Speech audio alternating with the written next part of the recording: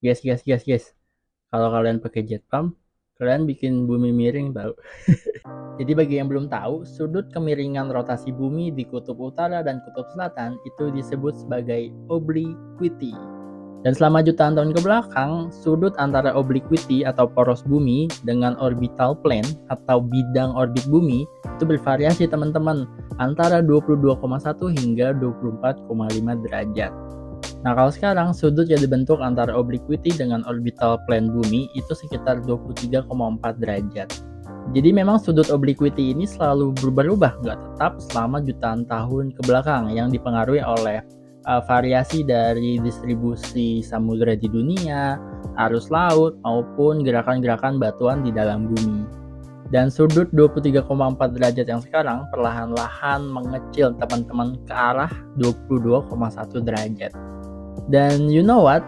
Menurut penelitian terbaru, salah satu alasan sudut bumi itu berubah karena adanya campur tangan manusia.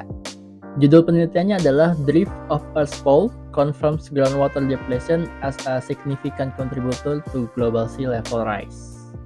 Dan ini terbaru ya, dipublis 15 Juni 2023.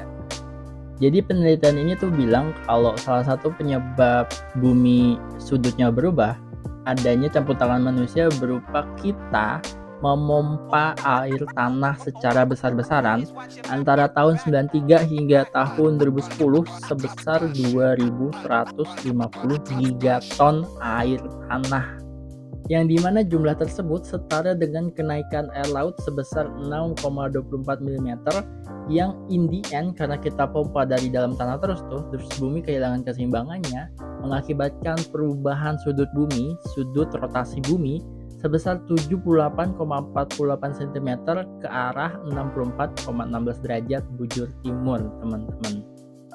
Jadi bagi teman-teman yang masih menggunakan air tanah atau jet pump, itu nggak cuma bikin Jakarta tenggelam, tapi juga berkontribusi terhadap perubahan sudut rotasi bumi.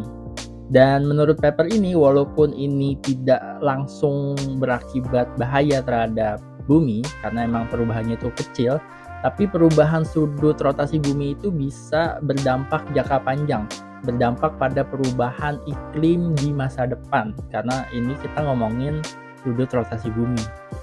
Jadi walaupun memang penelitiannya bilang ini butuh penelitian lebih lanjut, jadi kesimpulan sementara adalah ya kita walaupun cuma sekedar mompa air tanah itu juga ikut mengubah rotasi bumi sedikit.